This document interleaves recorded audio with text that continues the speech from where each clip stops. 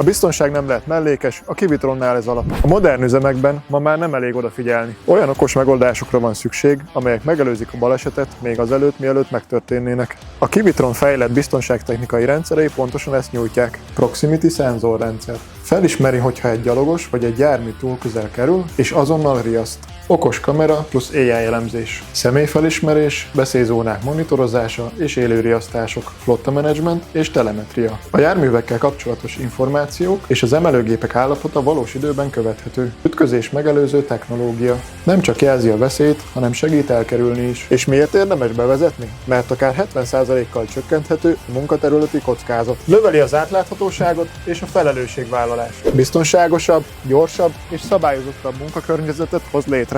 A jövő üzemeim már a Kivitronnal működnek. Te készen állsz a biztonsági szint emelésére?